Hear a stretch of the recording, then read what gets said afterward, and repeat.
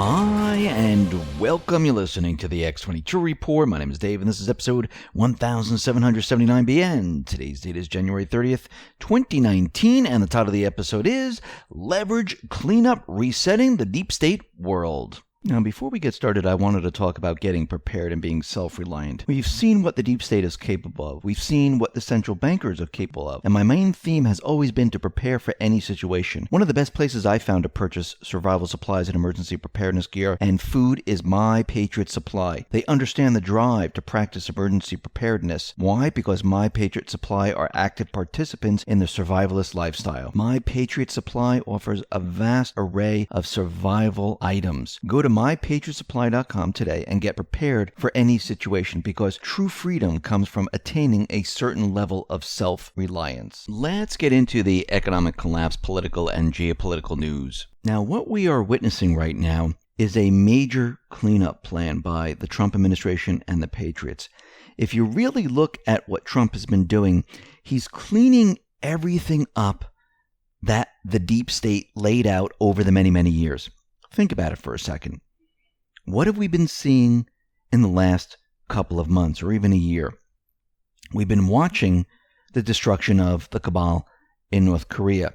We've been watching the destruction of the cabal in Syria. We've been watching the destruction of the cabal in Iran. That is still in progress right now. We are watching the destruction of the cabal in Venezuela. Trump is not waging war. He is stopping war. That is the big difference. And in many cases, he needs to play the game. And he needs to make the neocons, the deep state, the mainstream media think that, oh, he's crazy. He's going to start a war. In the meantime, he is actually preparing something completely different. Just because on the surface it might look one way, doesn't mean that's what's really happening. And a lot of people need to start looking at this and say, you know something? Maybe something else is happening. Just like with North Korea. Many people never believed that we were going to have peace with North Korea. They thought Trump was absolutely crazy. He was going to start a war. Troops were going to go in there. The same thing with Syria. But we can see there's a cleanup operation in effect right now. And in order for us to move forward and to reset the world, and I'm not just talking about the U.S., to reset the world, this has to be done. And what you need to do is you need to step back a little bit and take a look at what is happening. Because when you move back and you see the plan in full, you can't see the whole plan because we don't know the entire plan.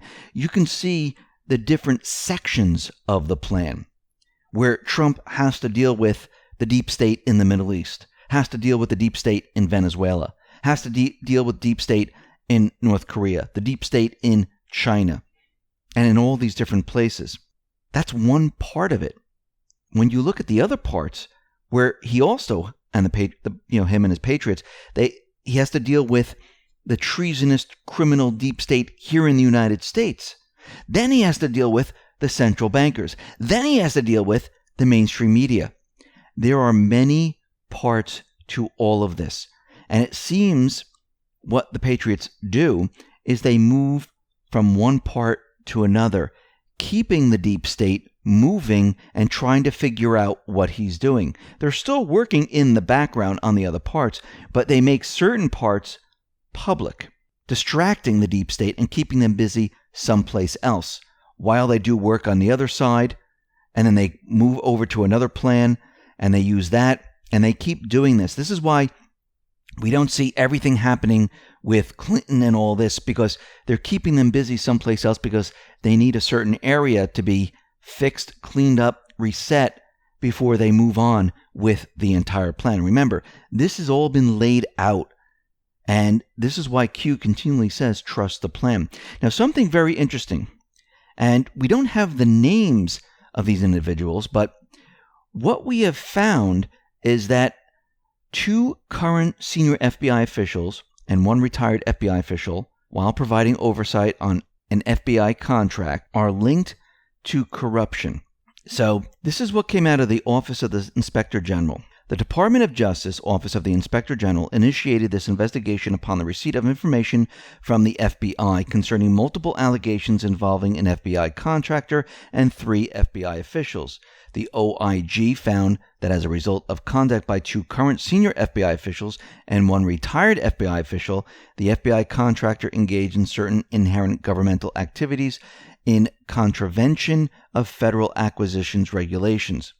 So the question is, and here are the key phrases, 2 current FBI officials, 1 former, relating to an FBI contractor. Could this be an FBI contractor like Fusion GPS or CrowdStrike? We don't know as of yet, but this is getting very interesting.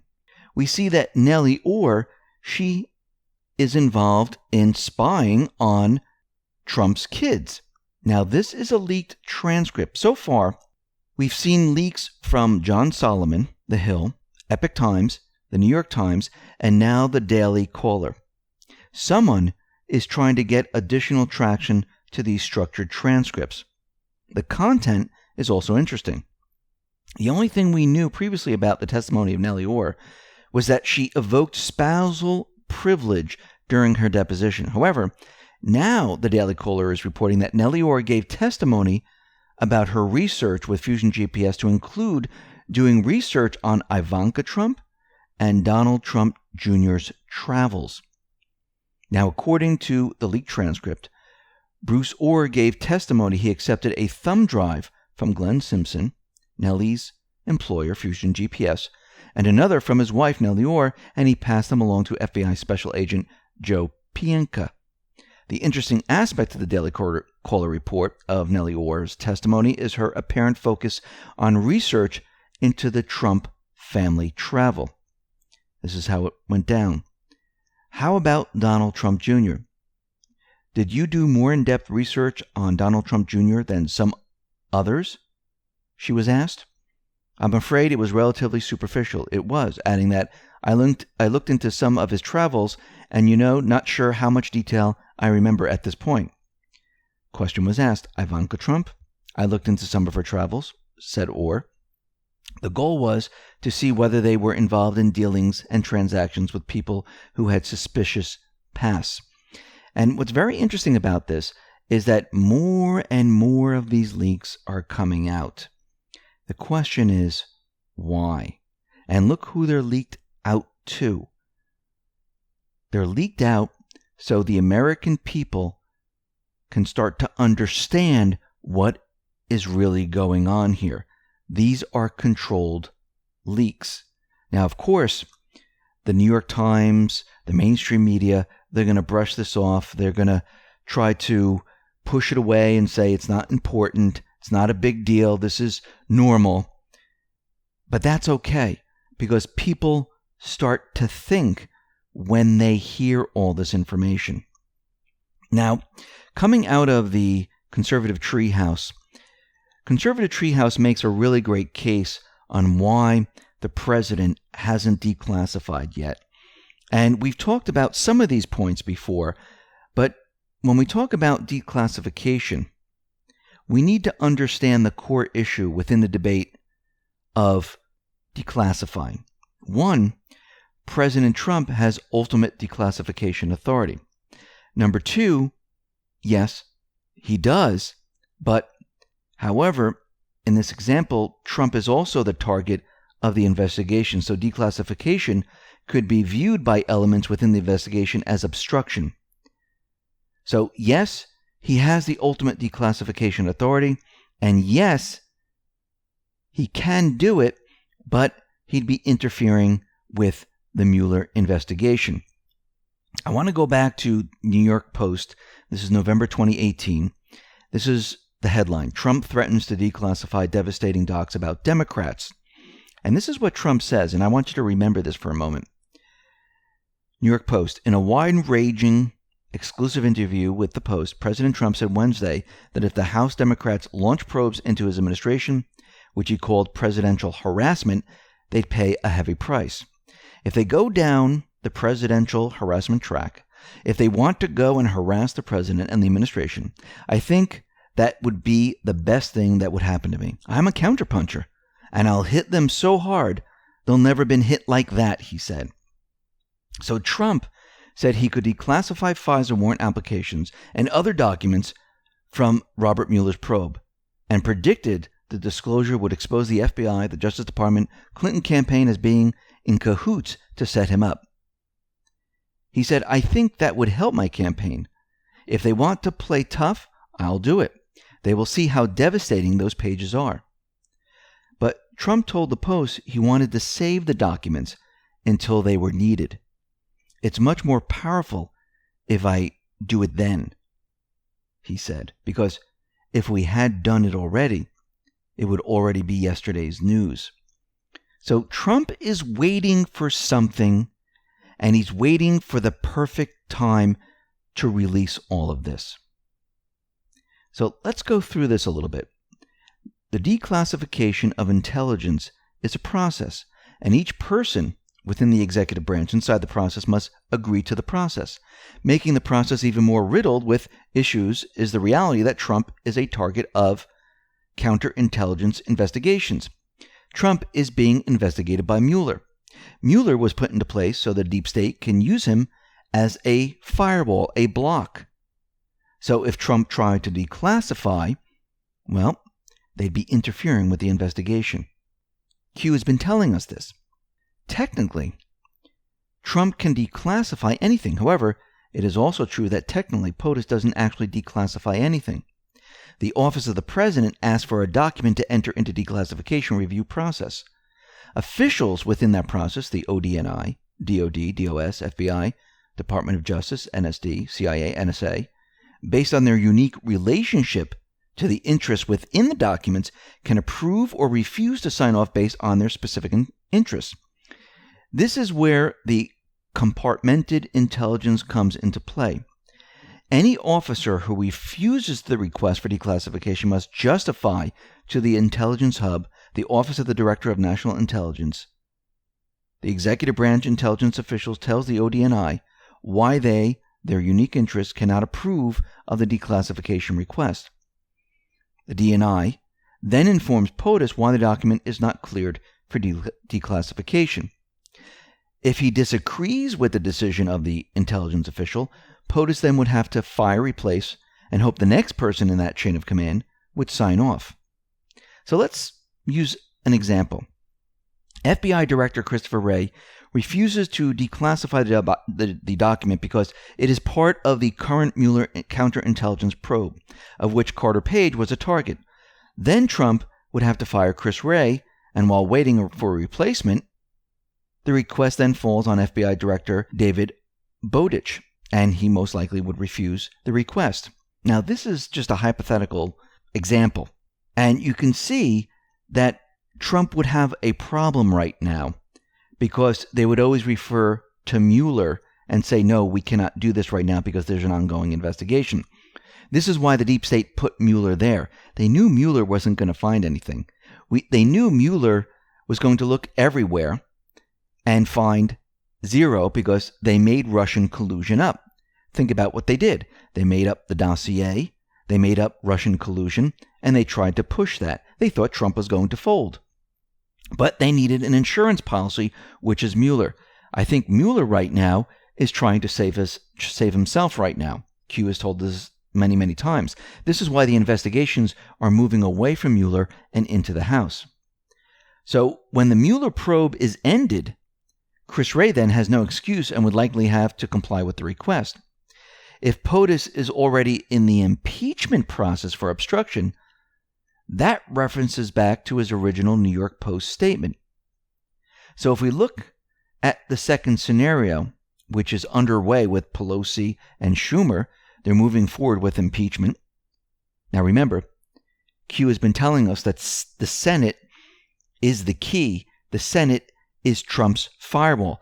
They set up a firewall because remember, to impeach, they need what? 2/3 of the Senate.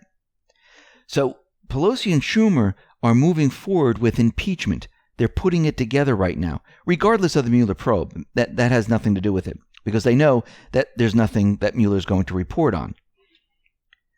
And I do believe this is why Trump is waiting. I do believe this is the first alarm bell.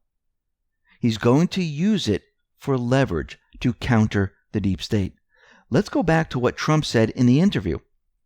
He said, if House Democrats launch probes into his administration, which he called presidential harassment, they'd pay a heavy price. If they go down the presidential harassment track, if they want to go and harass the president and the administration, I think that would be the best thing that would happen to me. He said, I'm a counterpuncher, and I'll hit them very, very hard. And they've never been hit that hard. And it's going to wake them up. So think about what he's doing right now. He needs to keep the declassification for leverage. They have already planned out what the Dems, the deep state, what they were going to do. Because they know they need to get rid of Trump. Trump, the Patriots, they plan this all out. Yes, Q has been telling us that there's going to be a declassification. Q has never said when. They're waiting for the right moment. They knew the deep state, they were going to pull this. This is why they set up the firewall. This is why they put all of this into place. This is not by accident. This was all done on purpose.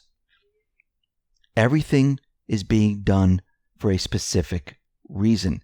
What we're watching around the world is Trump setting up leverage for himself, Trump and the Patriots setting up the firewall, Trump cleaning up the deep state and all these endless wars around the world, getting prepared and ready to bring us to a brand new economic system, hitting the mainstream media, showing the world that they are propagandists, fake news, and that's all they do. This is a big job. He's been in office a little over 2 years. But the plan is moving at lightning speed. You might not think so, but it is. And you don't know what the deep state has planned. They, the Patriots, have planned for these contingencies.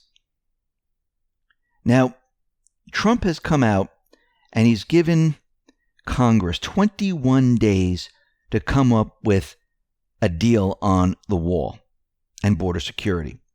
And Trump tweeted out the following: if the committee of Republicans and Democrats are now meeting on border security is not discussing or contemplating a wall or physical barrier, they are wasting their time. He also said 3 separate caravans marching to our border. The numbers are tremendous. Now remember, Q has always told us that he could declare a national emergency. But he doesn't really have to. And the question is why? Why doesn't he have to declare a national emergency to build the wall if Congress doesn't vote in the way he wants? Well, coming from the Undersecretary of Defense for Policy, John Rood, confirmed 10 U.S.C. 284 permits the military to build the wall. Mo Brooks tweeted the following, and this is Representative Mo Brooks of Alabama. In today's Armed Services hearing, Undersecretary of Defense for Policy John Rood confirmed that existing federal law 10 U.S.C. 284 permits at-real Donald Trump to direct the military to build the wall without declaring a national emergency. So right there, Trump has many avenues to go down. But his plan right now is to show that the Dems, the deep state, they're not willing to negotiate. They're not willing to do anything for border security. And he's letting the world see this. He's also letting the world see that Congress can't even work together. He's hoping that they do, but he's exposing the corruption. He's exposing everything that they do because people are questioning, well, why can't they negotiate for the people? Why can't they come to an agreement? If this group is giving and this group is giving, why can't they agree? Because if Congress can't agree, well, guess what? There's something wrong. Something is going on if they cannot work together in the best interest of the people. What he's exposing is that these people are doing in the best interest for themselves. That's why they're having a problem. That's why they can't come to an agreement. Hopefully they do. Now, out in Venezuela, we see Maduro. He is willing to talk to the opposition right now.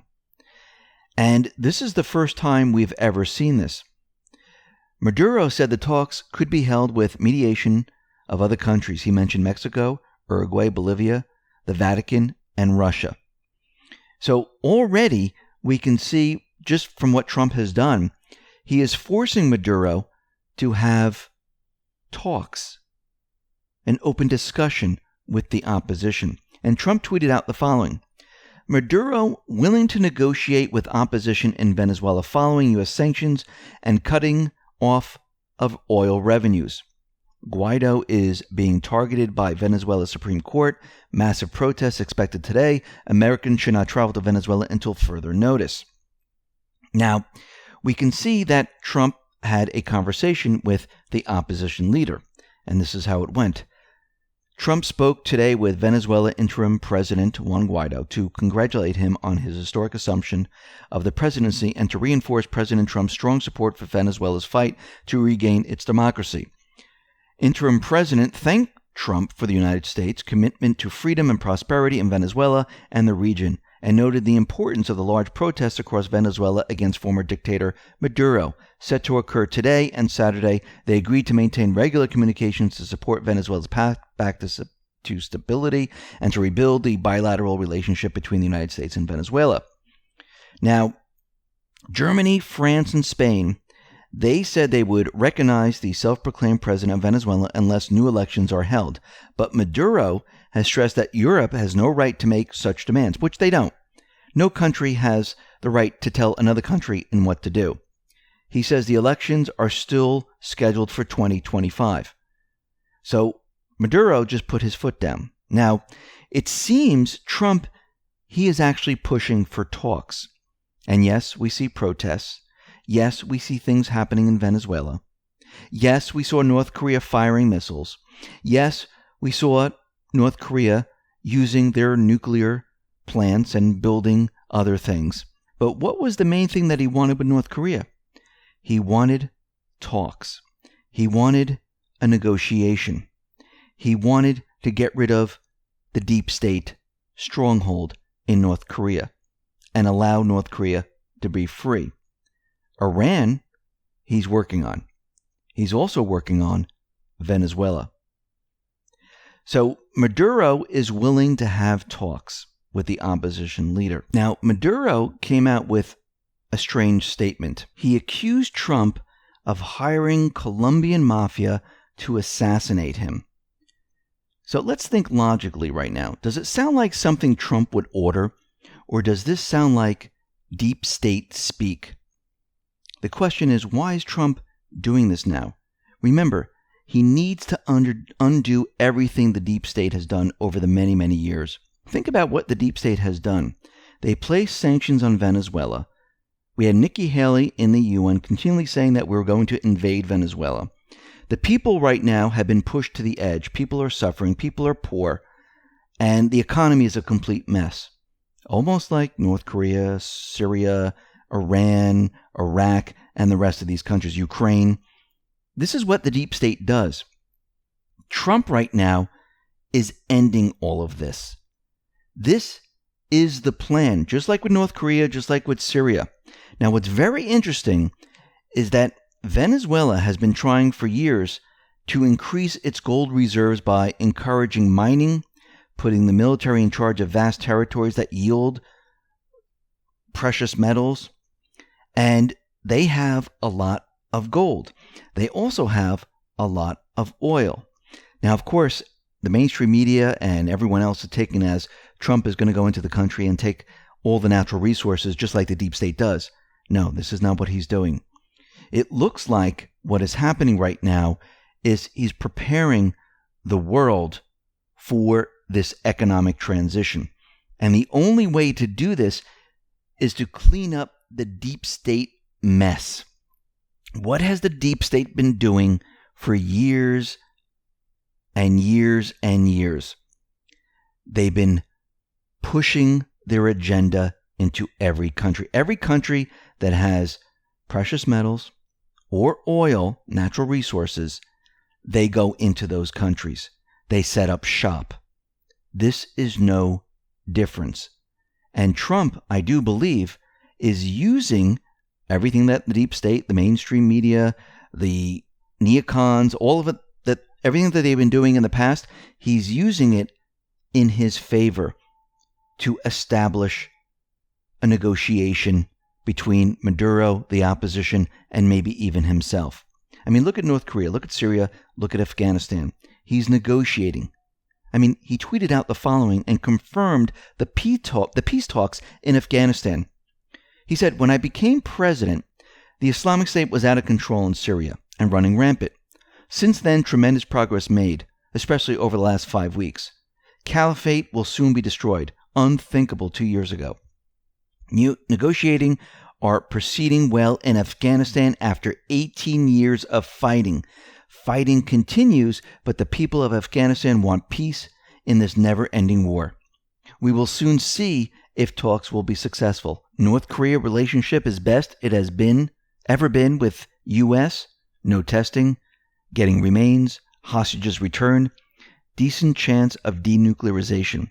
Time will tell what will happen with North Korea, but at the end of the previous administration, relationship was horrendous and very bad things were about to happen. Now, a whole different story. I look forward to seeing Kim Jong-un shortly. Progress being made, big difference." So, Trump right there is telling you that he is pushing for peace. And everywhere the deep state has been, he's trying to reverse everything. And that's what's in process right now. Now, it looks like the U.S. intelligence officials, they were out in front of Congress. They were giving testimony about what is going on in the world. And Trump tweeted out the following: "The intelligence people seem to be extremely passive and naive when it comes to the dangers of Iran. They are wrong. When I became president, Iran was making trouble all over the Middle East and beyond. Since ending the terrible Iran nuclear deal, they are much different, but a source of potential danger and conflict. They are testing rockets last week and more and are coming very close to the edge. Their economy is now crashing, which is the only thing holding them back. Be careful of Iran. Perhaps intelligence should go back to school." Now, I remember when Trump was coming into the presidency and Obama, Brennan, and the rest said, "Listen, you need to sit in on the daily briefings from the intelligence organizations. They will tell you what is happening in the country." Trump said, "I am not going to do this." Why did he say that at the time? Because he had military intelligence, which countered with what they were saying. They thought they were going to use the intelligence that they were making up to control Trump. But Trump already had plans not to listen. And we can see that the intelligence organizations are out there and they're still pushing their agenda. And guess what? Trump is still not listening. He's doing what's best for the country, not what's best for these individuals. That is the difference. But you can see there are certain individuals that are trying to stop him at every turn. Senate Majority Leader Mitch McConnell is preparing to introduce an amendment to a Middle East policy bill that would amplify the threat of al-Qaeda and ISIS in an attempt to blocking Trump's decision to withdraw all American troops from Syria. They don't want Trump to remove these troops from these areas. Why? Because they will all be exposed. Many of these individuals, Republican, Democrat, intelligence operatives, many of them are corrupt. Many of them have their hands in the pot. And eventually what's going to happen is they will be exposed because Trump right now is reversing everything that they're doing. Actually, he's getting ready to push the button to reset the world. And guess what? The deep state is not happy about this. Listen, everyone, thanks a lot for listening. Be well, be safe, and especially be prepared. Thanks a lot.